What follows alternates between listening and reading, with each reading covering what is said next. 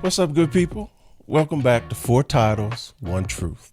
It's your boy, and I'm Tommy. And I'm Lance. And today we're pulling the curtain back on something we all have felt, but not everyone will admit. Yeah, hey, rank does not always mean respect. Sometimes it's military politics, sometimes it's race, sometimes it's just good old favoritism. But let's talk about it. Yeah. All right. Did you ever feel overlooked or disrespected despite your rank? And what was that moment like? All right, so for me, my career was a little different, right? Not different than a million people, but it was just different because most of my leadership positions, I was the young buck, Okay. so I was the one that had the lowest time in grade or the lowest years in service. So, like, for instance, when I became a squad leader, it was months after I just pinned on, Sergeant E5. And people still see you as specialist promotable because I was specialist promotable on that base for probably about a year, give or take. And so getting your voice and getting in those conversations, it's one of those where you basically have to prove you know what you're doing, so them jokers will back up. Right. But it was never, I don't think it was ever like blatantly disrespected. I think that's sort of a coming to pass for I understand. soldiers are. And then when I made platoon sergeant, I think I sort of talked about it before, I was a brand new staff sergeant as the headquarters platoon sergeant. And I had seasoned sergeant first classes in charge of all the other platoons, maintenance and the other two line platoons. So that was the one that challenged me, and it sort of makes you, if you think about it, and I know this is kind of hard to say, but it's actually true, that I don't think they disrespected me as a person, but they disrespected or were, as you say, hating or angry or whatever. You didn't feel like you Yeah, earned it or spent the time exactly. you had the same authority that they had when they. Exactly. Yeah, And so when I first, as a platoon sergeant, that continued until I was just like, hey, we can keep this about the military, Say enough. yeah, or, we could do some stuff that, we could take it behind the shed or whatever. I was like, because y'all ain't going to keep over talking me. Y'all ain't going to keep volunteering my platoon to do all the daggone details, Yep. and it's going to have to adjust, right? And then after that moment, things started to change a little. Yeah, and that's what I'm saying. I'm not sure if it was hate or rites of passage. You know what I'm saying? Seeing what they can get away with. Yeah, and to see if what I do about it. So that's why I don't feel it was disrespecting. The same thing happened when I was a first sergeant, because I was fresh, in time and grade, and I think you take it a little bit at the beginning of a rank, or or if it's like a leadership position, because you're trying to fill out. Yeah. Okay. Well, they trying to see who you are, Right. And the one thing that I always gave myself and still give myself credit for was competency. I was always competent. Even if I was going into a new job, I was still, I knew the basics, and I knew how to push, and I also knew that leadership is something that people see in you, right, and not what's given to you. And that's why we're having that conversation today. Yeah. And then sergeant major, you still have them silly games when it comes to time and grade, class, stuff like that. But it was never, like, for instance, when I was the G4 sergeant major for a 2ID, I had sergeant majors worked under me, but they all but one outranked me, in time and grade. So, but by that time, I had learned how to build the team better instead of trying to prove who I am. You know what I'm saying? So it's something that it's happened often all the way through my career, and it was through different moments. But you tend to work through it if you're a capable leader. Right. What about you? Right. Yeah. I mean, for me, it's probably. I mean, that's something. I mean, and you just said it, where it's like throughout my career, and it's partly because I look young. I mean, I look young now, but I really look young when I was in my 20s, 30s, and 40s. I didn't start looking a little older till I got to my 50s. But that's when I met him, y'all. So he been old. That's when I started looking a little older. He been old a long time. But I think coming in, I mean, I would get mistaken for every assignment that I would go to. I started off as when I was lieutenant. It was specialist. Everybody thought I was a specialist coming in. Right. Then by the time I was like captain major, it's like, oh, we got a new sergeant.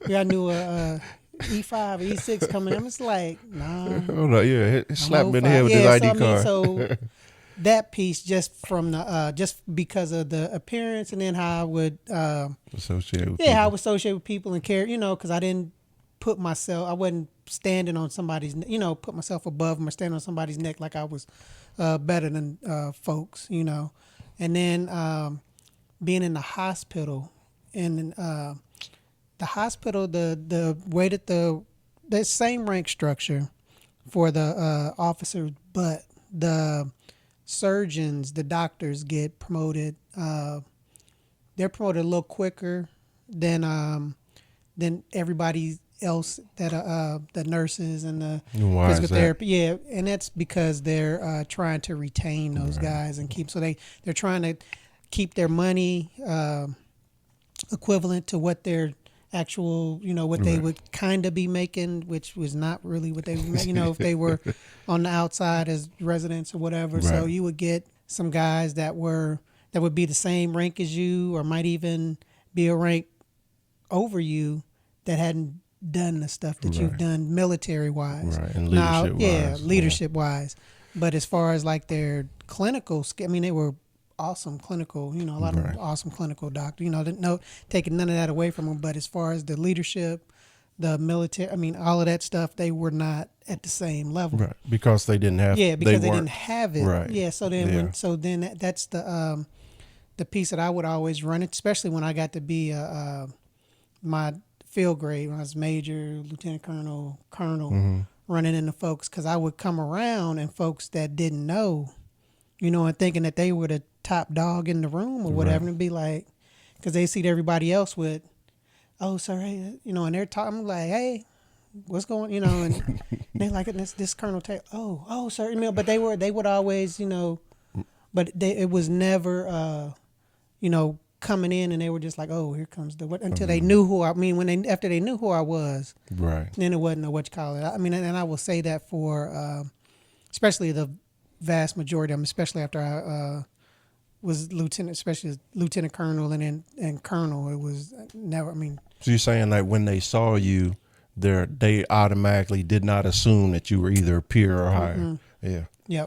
Yep, never. Yeah. I mean, I never at what you call it. Really? Until then when they knew. All right, saw you in uniform. Then the words, because we wore scrubs. In the hospital you're wearing scrubs, especially where I work. Do y'all wear name tags? Yeah, well, we have a badge. Badge with the Air Force. Now the Air Force will wear a name tag with their rank on it. Okay. The Army, we just have our badge on, or you have. Does it have your rank on it? The badge?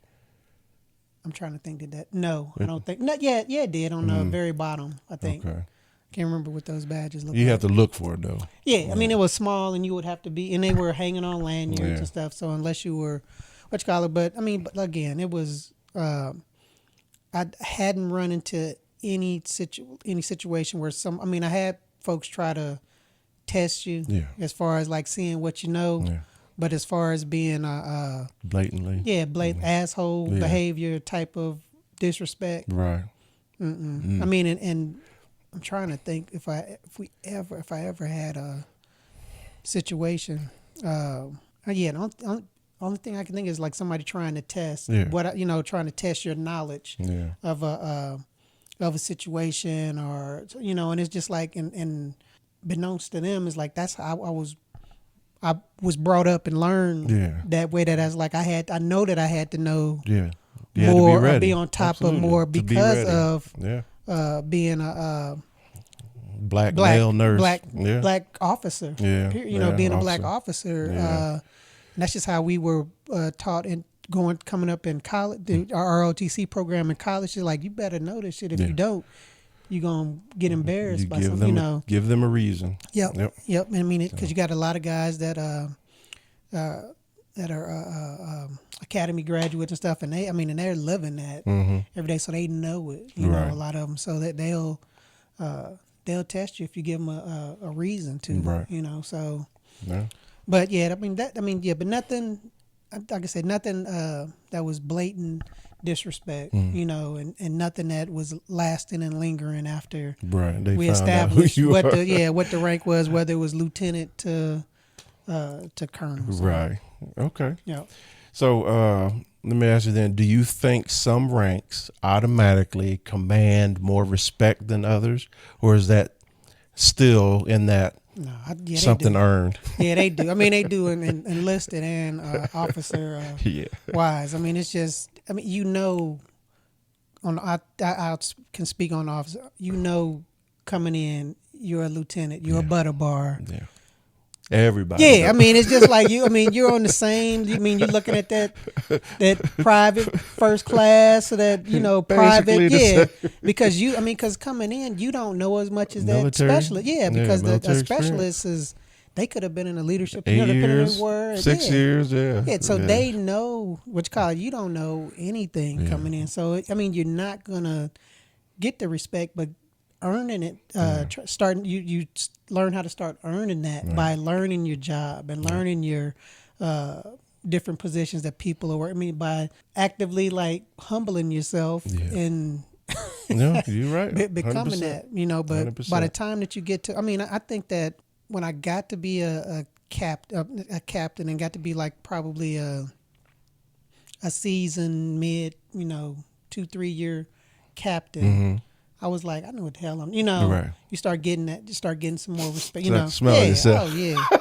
And by the time you're a major, it's like, okay, you start messing around a little bit, but then you're the low man on the totem pole again in the field grade world, and you're dealing with folks, and you're in jobs where you're dealing with folks that are your lieutenant colonels and your colonels that. But yeah, once I got to that lieutenant colonel, once I was lieutenant colonel, senior major lieutenant over. colonel, it was. And then when I pinned that bird on, it was a done deal, son. It was over. So I was like, could you not see by? yeah. Where my stuff? That was a.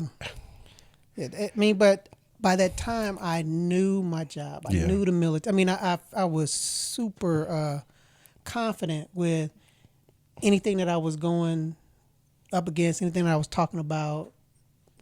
I knew it, but that comes with when you're in a field for so long. or you've been with an organization for And the expectation. Yeah, and you wanted to do good because it wasn't just. Because I felt like I wasn't just representing myself. I'm representing my folks too. Right. Because their folks will talk about you, and people will, from other areas will know. Be like, oh, you. Such is your boss. It runs y'all department. Yeah. So you mean the one that don't say nothing in the meetings? That's right. Yeah, that's your boss. Yep. Oh, okay, that's your king. But we are on. And you can tell me if it's something different for y'all. But I tell you from an officer's perspective, you get that. You get that that E7, E8, E9. That's just. Before you even really know them, you expect. For me, it was an expectation that I had for them before I said, okay, I got some garbage. What the hell is going on? This is some bullshit. Yeah. Because when you get a really good one, because I had some really good E7s and E6s, especially when I was in my when I was at Bragg. Some soldiers that were like, when I went back to the hospital, I was like. the hell are you doing? Yeah, I would get pissed. I mean, you get an attitude because it's like, come on, Yeah. that's not. Not everybody, every rank is Yes, created but equally. but I don't. I mean, in that That's arena, a whole nother but thing. yeah. Yeah. So I mean, so for me, it's the same. Absolutely. And it goes off of the expectation, right? So from the enlisted side, when you have a star on your chest, right, a sergeant major, and you walk into a room, a space, you're automatically given that respect by 99% of the people you meet, no matter what their rank is, whether it's a 4-star general or a private, right? You're given that space of this joker's competent, this joker's experienced, this joker's capable. Got it, right? And then, and the same thing for general level, 1, 2, 3, or 4-star. When you see somebody with that, there's an expectation that they've checked a block, and the blocks they checked have them ready to be that, because not everybody becomes a sergeant major and not everybody becomes a general. Nope. The full bird, from my perspective, the full bird is where it's the second rank where I'm like, they're my battle buddies, first off, as a sergeant major, but that's the second rank, lieutenant colonel's first, to where I don't expect to see much weaknesses. I expect to have shared basically the same experiences, and because we're all around that 20-year time frame. That's what you would expect. That's from what folks. I'm And saying. depending Yeah. on what. Let me clarify. Yeah, that's the perception that Right. you have when you see a general, When you see when it, you yep. see a full bird, when you Yep. see a blah blah, when then you see a sergeant major, command sergeant major, and so forth. When you're a first sergeant, you're still a level short. So I'll probably say like 70% of the people automatically respect you, because most of the seniors have served with other first sergeants, and they're automatically looping you into whatever they're used to. And then you still have to show yourself. And then when you're a master sergeant, which is the same pay grade as a first sergeant, E8, but as a master sergeant, you're seen as a staffer, right? And so it doesn't mean people don't respect you. It's just that the majority of the people don't see you as being that first sergeant, That's right? the wild card. So they'll either, so they'll either come, I can see you as a first sergeant, or they'll say, you ain't never been a first sergeant, huh? Because just it's a different conversation, right? Sergeant first class, which is the E7 rank, it's one of those where it's the first level of senior leadership on the non-commissioned officer side, but you still have to see, because there could be some fast trackers who are squared away but have no experience. And then there could be some fast trackers who wonder how in the heck they got there. Yeah. And so it's all it's one of those things that you can't afford as a leader to assume that the ranks you have working with and subordinate to you are at a certain level. You have to immediately figure it out, And so like I said, when I was a G4 sergeant major, I had these other sergeant majors working under me. I had 4 sergeant majors working under me, and 2 of them outranked me by a year, because they were a class ahead of me, and then the other 2 were behind me. And so I couldn't assume that all of them are sergeant majors and capable of doing things. I literally had to verify simple ways, without trying to brush, because they are your brothers, your peers, but because of the titles, there is a difference as far as what we do. But in the beginning, when I got these new sergeant majors, and they outranked me, they had problems with the situation, but we were able to work through it. And in my mind, we figured it out, because I never, I just told them what I expected from them, and that's what I expected, and they lived up to it. So we never had any issues. But I've had as being on the division staff as the G4 sergeant major, I've had to have confrontations with battalion and brigade sergeant major, command sergeant majors. Yeah. So it's one of those where you have to, no matter what rank you are, if they can't see you, I mean, they meaning the people surrounding you or the people you're engaging, if they can't see those leadership traits in you, then you're going to have to climb that mountain. Yeah, I mean, at that rank and at that level, though, it's like you have to know also in your mind is like, man, you'd think you know that this is what this kind of looks like. I mean, you had to seeing it by serving under, by being a good follower and just. But not everybody's a good follower, which true. means they're not a good leader. That's true. Yeah, but the assumption, and just to put it like in the civilian world, say you go in, and I always use McDonald's because, hey, that's your favorite I like place. McDonald's, right? But you walk in, and the people who are just running all over the place and trying to take your order and trying to pick up trays, those are, we'll say, like privates.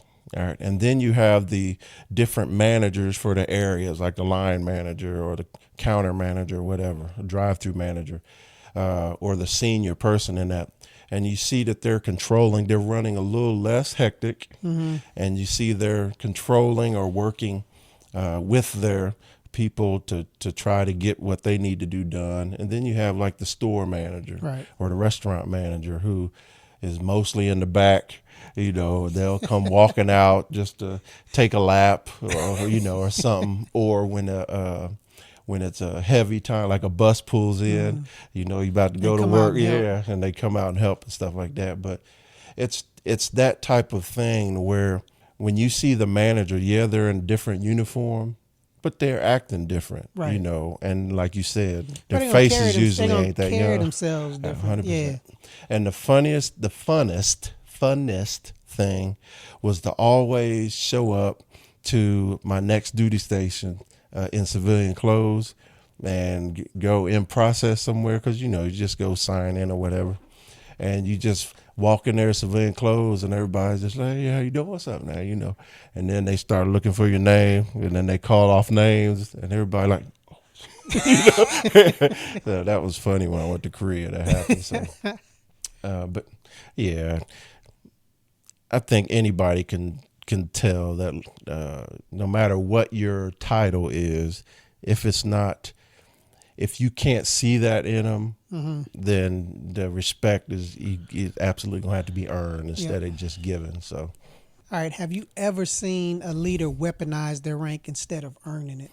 Yes. You mean every day? Yeah, you always see that. The person who always talks about, I'm the first sergeant, or I'm the platoon sergeant, I'm those type of people. You got to tell somebody and in a forceful way that who you are. Yeah, that's the problem. And then you have those people that when they're in their unit, they're quiet, but when they come to upper echelon meetings, now all of a sudden they're subject matter experts, and they're giving advice on how to do things, and then you walk in their company and nobody pays attention to their jokers and all that. So there are plenty of leaders that walk with their rank in front of them instead of their person then the rank. I think that because of my size, I think a lot of people have assumed I was at least a decent leader, and my athletic ability. And then I think that when they finally had conversations or dealings with me, and then they were surprised, because a lot of times in the military, you don't think the most athletic ones are the ones that are the most competent when it comes to the job and mission. So, and And I used to tell my soldiers all the time, you think I got at this table by accident? When I'm trying to mentor and develop future leaders, you have to explain to them that, like, say I'm with my boss, right? So as a senior enlisted advisor, I've worked with lieutenant colonels and full bird colonels. And I walk into a meeting and my battle buddy, my boss, hasn't saved the seat or hasn't paused the meeting until I get there, then I don't have my battle buddy's respect. You know what I'm saying? Or, say, for instance, he or she came to me and said, hey, or I went to them and said, I'm going to be late for the meeting. Then that's a different thing. But if something, because my boss, and we call them battle buddies, they know that if I'm not in the meeting early, then he's dealing with something and we're going to wait until he gets here so we can see what's going on. And that's the kind of trust and professionalism and respect that I can't say I demanded. It's the kind of trust I sought after. Okay. You know what I'm saying? Because I always tried to make sure that my battle buddy knew it was us. It wasn't me. It wasn't him. It was us. And I always had their back, and I expected them. Right. And I've been very fortunate.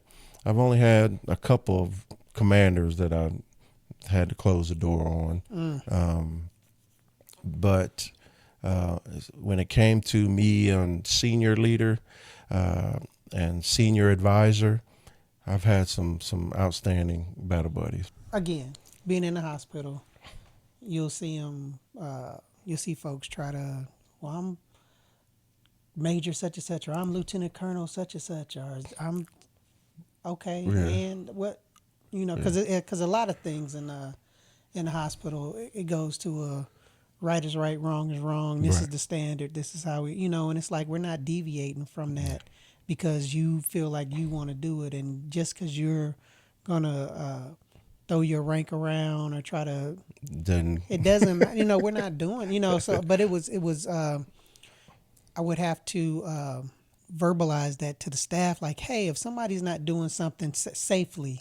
Because that's a huge thing. They're not doing something. If we got a safety issue or something going on, stop it. Speak up. Anybody. So that was the biggest and the hardest thing to do, is try to get folks to speak up. Yeah.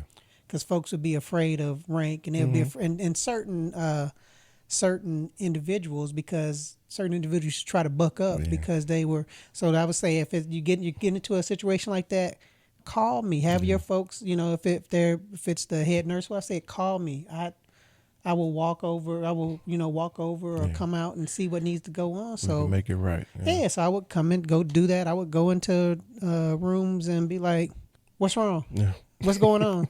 And they would say, I'd be like, "Yeah, we're not doing that." Blah blah blah. And I said, "No, we're not doing that." I just told you we're not doing that. It's like, yesterday. Come up with another thing, or what else can we do to try to be accommodating, because you're not just dealing with that person. We're dealing with a patient. You're dealing with a patient. So it's like we don't have time to be arguing about this is what we're not going to do. So what can we do that's going to make this is what we would suggest, and it just be silly shit with it, where they didn't like it because they didn't like that certain thing, but it was the same thing to get the job done, so. But that's the downfall of great leaders, because there's always somebody who thinks they're smarter than everybody else, thinks they're the ones that should be in charge, or they know the right way.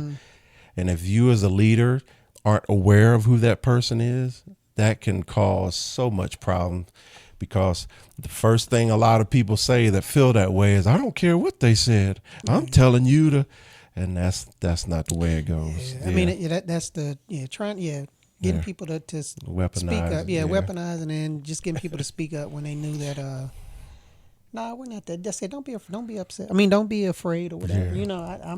I'll come in, and I said, because we could, because most of the folks that are in those, I tell you, folks that that are working in your hospitals, you're in military, are, I mean, they are highly trained. They know what they're doing, from your medics up to your surgeons and the people that are working with them. I mean, everybody knows what they're doing. So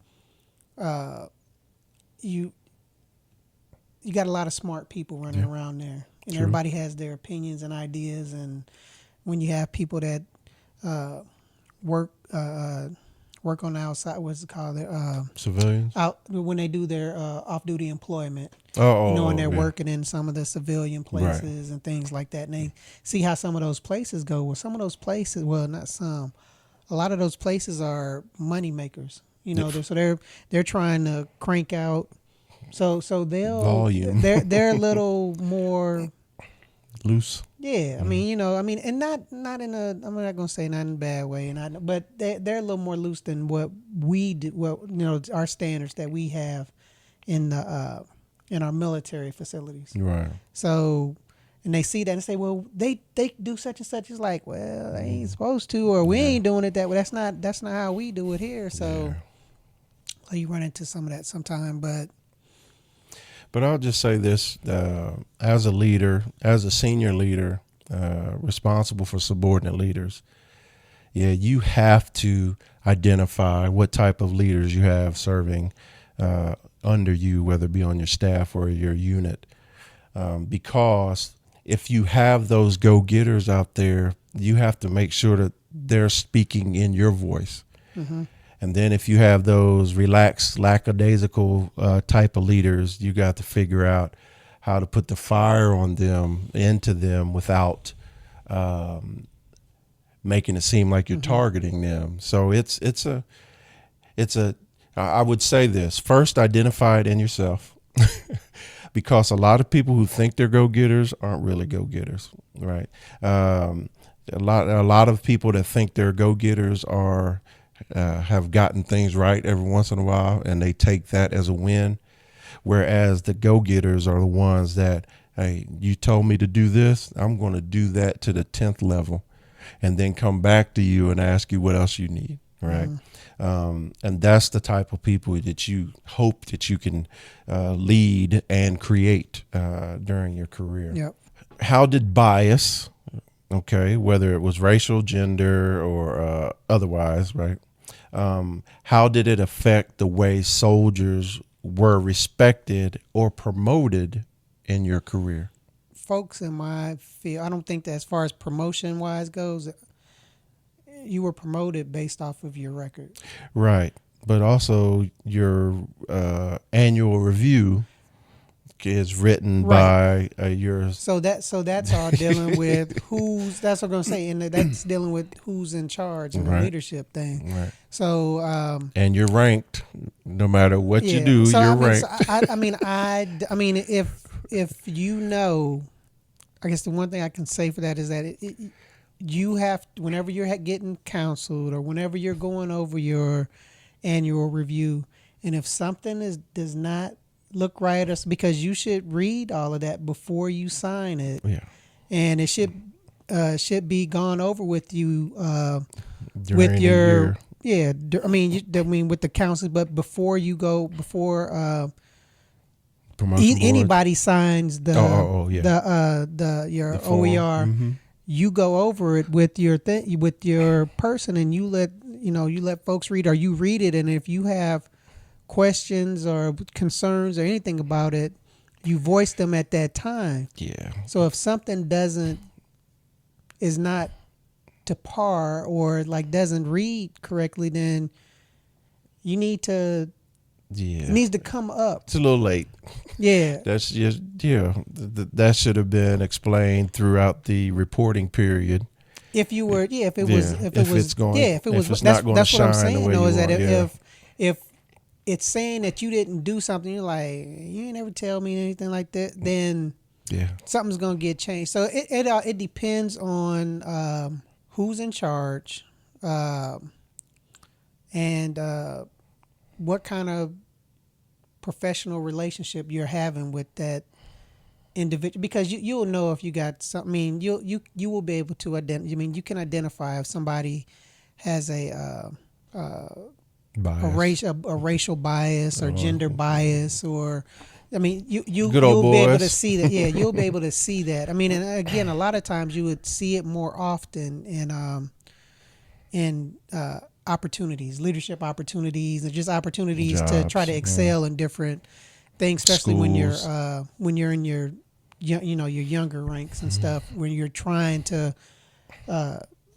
Build that build yourself, build your repertoire and show resume. what you can do and build your record and do things like that. You'll see it where one person over here where you're like, they don't do shit, why can't I? But they're the first one to go to school. Yeah. So, Yeah. but that too, it needs to be when you see that, you're not the only one seeing it. He might be seeing it. She might, a lot of folks. So it just needs to come up so folks know it's like we not just gonna sit around and because I had folks come and question me about something, and I would have to go over it with them and be like, remember when we talked about this 6 months ago? Oh yeah. So what? I mean, I'm trying to understand, but it's very difficult to write a bad No, it's almost impossible bad if you don't OER. have Now the you can supporting. write some mediocre ones where you're just like that are equivalent to a Yeah, the better you a write, bad, yeah, the more you can a bad one. slide things past with just people. different. I mean, and it's just a slight of Different different words. words. Yeah. Yeah, it's just different words. Different words. How you're ranking folks and things like that. So I mean, it's you have to take ownership. I tell folks all the time, you have to take ownership of your career. Don't let someone else From the jump. yeah, don't let someone else be the owner of your career and the guide and to direct. You have to you have to give a damn about that piece. I don't care how good of a clinical person you are, how good of a soldier, soldier and skills, whatever your job is. You have to take ownership of your career, and that's your evaluations, your awards, your counselings, things like all of those Jobs. things make a difference in the when it comes to the promotion aspect of that job. So Agreed. I'll just take a different path because there are biases in everything you do, right? There's going to be a soldier that you vibe with. There's going to be a soldier that you two are on the same sheet of music. There's going to be a soldier that no matter how much you try to talk to them, the communication is just jacked up between you two. And there's multiple reasons or biases that you can say that for, right? So, like when I come, when I'm sitting in the seat and a soldier comes to me or a leader comes to me, at that moment that I meet them, I'm judging them or assessing them, right? Proper words. And I'm trying to see what type of person this is. So say, for instance, I'm sitting on as the first sergeant, right? And I get a new sergeant first class who's supposed to be one of my platoon sergeants. Now, when I'm sitting there, when I first meet them, I always sat them down and I just had basic conversations with them. It wasn't an I got you conversation. It was just trying to fill them out to see where their head is and to maybe get some type of revelation on what type of person they are. And then I have to take that and then I have to help build them to where I need them to be, right? And then, like I said, some people come in that office and you're just like, how in the world did you get here? And then you have some people come to the office and I'm gonna lock on to this joker. This joker should be coming up soon. Try to help. Yeah, you want to try to nurture that. Right. But you just have to, and you have to be careful with your biases because you'll miss something, whether it be on the great side or on the bad side, and so as a leader, especially as a senior leader, I'll just say biases are real. Biases are an everyday thing, but you as a leader have to work through that. right? Because you have to work through the, we'll call it the noise, so that you can see exactly what's in front of you. And then the flip side is the exact same way, the way Lance was saying. As a subordinate, there, you have to understand there's going to be biases. And that's what we loved about the military. The biases are going to be there, but the law in the military is, do you meet the standard? Do you succeed the standard? Or are you failing the standard, falling short of the standard? That's the evaluation process. And so if say, for instance, I'm sitting there and or I'm coming into the office, because every time I went to a new job, I reached out to the next level of non-commissioned officer I was going to work with every time, because it was before I got to the duty station, because it was my responsibility to highlight who I am to them, so that when they meet me in person, the expectation from me was for them to have an idea, and then we can have a real conversation. Okay. And that's how I ended up getting selected to go serve as the G4 Sergeant Major instead of what I was actually sent there to do. And when you put yourself out there, you know, that's you leaning forward and trying to get past any biases that they may have that are negative, but it also helps you get on the radar of any biases that are good. Like, for instance, I've been through leaders, and I was a leader that was, if you're physically fit, that made me think that you had some discipline about you and that you were a go-getter, right? That was a bias of mine. And then over the years, the more rank I made, that made me stop to say, are you smart enough? You know, are you smart enough? Do you have the intelligence to be able to bring in the other part of it, right? Because when I was a young leader, E4 promotable and so forth, if you weren't physically fit, that bias from me put you over here. And then if somebody was, then that was the person that, you know, like, hey, let's go, because we could talk on runs, we could go to the gym. One less stressor that you know, identified big part as, that you had to worry about. Where it's like, okay, you can put that energy into. Yes, if you have the intelligence to. But like I said, coming up and through experience, you have to learn not to assess and say, ooh, got one. You have to learn to assess and say, okay, I'm going to have to pour into this person more on the fitness side, but allow this joker to use their knowledge and intellect to help think outside of the box, and then maybe help solve some of these problems around here, or vice versa. And so those are the decisions that leaders have to make within themselves, so that they can build a team or a group or a platoon, however you want to label it, so that they can basically just accomplish the mission. I was gonna say, sometimes the physical part, when you know that you have a good one, but they're not as good on the PT side, on the physical side, it's like, all right, come on, let's try to get the, you know, because this is going to hinder you. You know, I don't want you to be hindered. I need you to, because you got it. You know, where we need you to for mission completion and things almost like got that. it. But you gotta, you got some work to do. You gotta put that, plug that piece in, because it's a requirement. Because it's like certain things that are required that you can't run away from. They're required. And if you're subpar in one area, that will absolutely stop you from excelling, and stop you from making rank. So,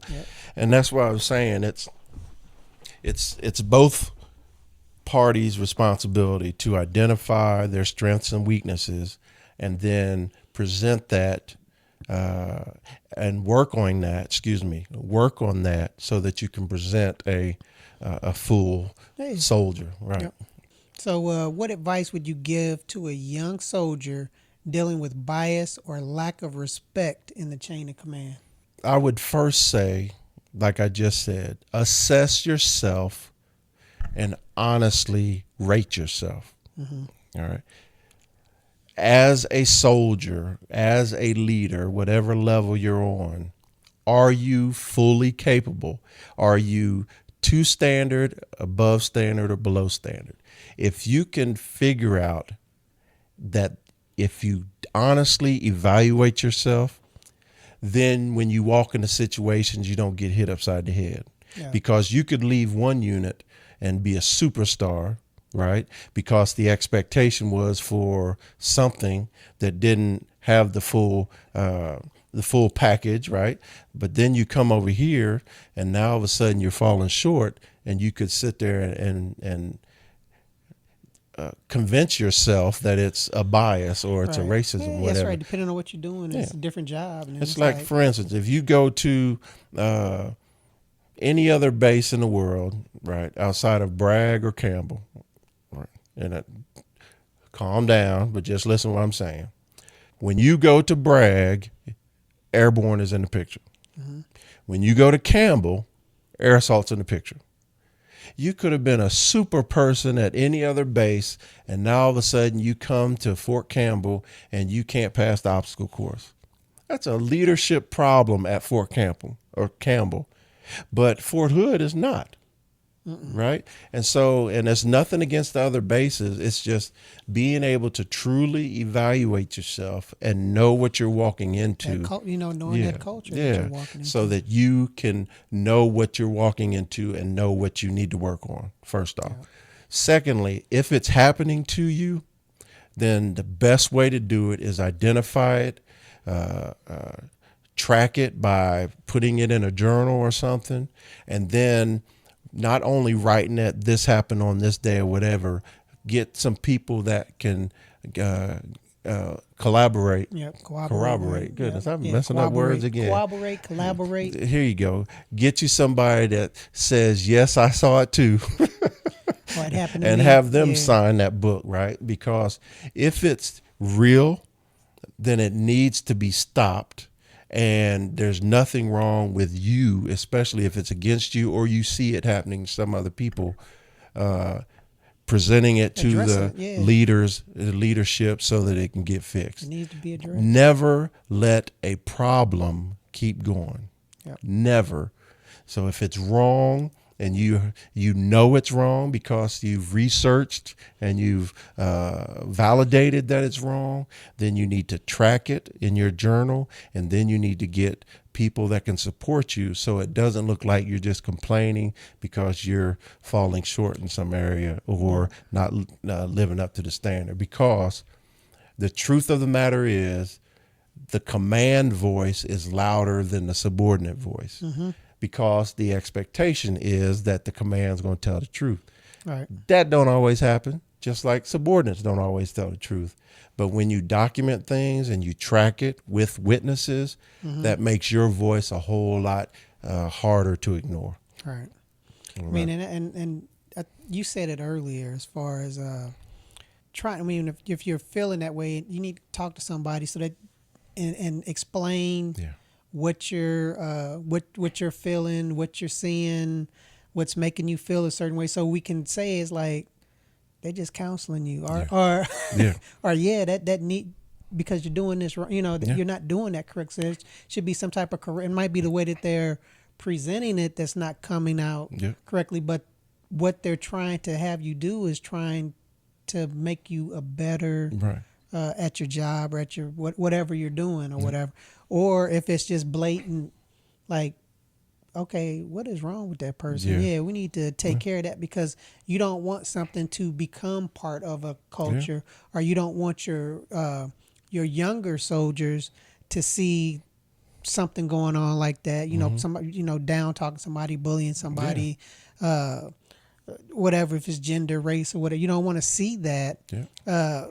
Because you don't want them to see that's okay. That's the way. Yeah. Because they're going to say, as they keep going up, it's like, oh, well, that's an option. Yeah, that's how we that's what we can do. So, address it. Yeah, document it and talk to somebody, because it's. I mean, I know that it's many things that are available out there to help you address those things, to try to change that, because it's not right. True. And one thing. He's 100% right, but I just want to make sure, right? When you identify a problem, the first thing you do is go to that problem. That's the first thing you do. If somebody is racist against you, the first thing you do is go to that person and not fight them. Try to have a conversation with them, because you are supposed to be composed when you are presenting a situation to somebody, because the expectation is they're automatically going to get defensive, and you don't want it to get out of your hands. Okay. So I'm talking about if this is a peer, or if it's a subordinate, or if it's higher. You should first confront the problem smartly. Identify it, then confront it. And confront it with the facts. Right. Yeah. Now, if you confront the problem, no matter whether it's higher, lower, or peers, if you confront the problem and it's not going to get fixed, and you were professional, because another thing I used to always tell my soldiers, never put yourself in a situation when you become the problem outside of the problem, right? Yeah. So if you are, Don't make you the problem. don't Yeah. become the problem when you're trying to solve a problem. So, and it's, say you go to someone and you try to confront them and they're still chip on the shoulder and still standing 10 toes down, right? Then all you can do is fall back and document it, and make sure you have somebody that was there to witness it, and make sure you're not trying to set them up for an ambush or something. You're being professional. You're trying to find out what the problem is. Right. That you owe it to everybody that you're serving with to try to find the problem and fix the problem at the lowest level. Now, you try that and it doesn't work, then you absolutely elevate it. But you don't elevate it in a way to where it's just you. You don't elevate it in a way to where now it sounds like you're complaining, but you're presenting a problem that you've identified and you tried to fix. And the way it should work is your first line supervisor should be the one that has your back. If your first line supervisor is the problem, then you have an assistant leader, and then you have a leader above them. But don't ever take a problem, never take a situation and make it seem like you're whining or complaining because you missed the opportunity to professionally present it as a problem. So, because there are problems. Yeah. But most problems, most that I've dealt with in my military career, can be squashed at the lowest level. Yep. And I still believe that's a Well, that's what you want them truth to try today. to squash it Yeah. at the lowest level, because by the time it comes up to the higher, depending on Action where has you to are, be it's taken. a problem. Yeah, then it's a problem for It's like, everybody. yeah, Because if you have to start getting other people involved, and I'm not saying push it to the side, I'm not saying ignore it and live through it. If it's causing you problems, then it's a problem. yeah. I mean, and you've gone through the steps Yeah. to try to fix it at the lowest level, and it hasn't. Then absolutely Bring it up so we can, because It I can tell should you, get- most of your leaders, especially your upper leaders, they don't want that crap No. going on. And a lot of times, and it sounds bad, but it's not, because your upper leaders, they're doing a lot of stuff. I mean, they don't know some of the little, depending on how big your unit is, your department or whatever. When you got like 300 folks, impossible to know 400, it's everything. like you don't know every little thing that's going on. So, some stuff when it gets up to you, you're like, what? I It's didn't flying know. under the Yeah, radar. Yep. And it could have been going on for a couple of weeks, a month, or whatever like that. And people are, the people are super upset. You're like, I just got this. I didn't know anything about this. So, and then that's another, And that's that's why, another story. Yeah, but that's also why, if you are validating that problem, and confronting sounds like a strong word, but it's a confrontation does not have to be physical. It doesn't have to be yelling. It doesn't have to be that. But when you have identify a problem, you go to that problem and you try to first verify it's a real problem. Secondly, try to fix it. And thirdly, elevate it if it's not fixed. Yeah. It's really that simple. Yeah. Real talk. Real talk. All right. So check it out. What's up? we all wore the uniform. That's true. Some wore it longer than That's others, right. but That, go ahead. 6 months or whatever. We all earned the title, but not all ranks were treated equally. Facts. And sometimes the system didn't see the full picture. What Lance was saying, you can't know what's in every corner of your house all the time. It's impossible. But you have to keep showing up and keep doing the job. Yep, absolutely. And if no one else sees you, document it. Speak on it. Build your village. And your village means people that can corroborate. Cooperating. We're going to look that word up and we're going to use it strong in our next episode. I'm saying it wrong. I know I am. But anyway, you don't need everyone's respect to lead. Nah. But you don't can't let them take your dignity. Yep. Okay? Not at all. And people respect you once you've proven yourself to them. Yeah, absolutely. So let us know if you ever felt this while you were in your military career. Drop us a comment, DM us, or share your story with someone who needs to hear it. Yeah. And don't forget, follow us on Instagram, YouTube, and TikTok at 4 Titles, 1 Truth. And please, whatever platform you're listening or watching our podcast on, please comment, rate us, and leave a review because it helps add to our ability to get out to more people. Yeah. Okay? Yeah. So join us next time. So Why? say it, because I think we need to keep the conversation Yes. going. That's our job. All right. Thanks, y'all. Holla. All right.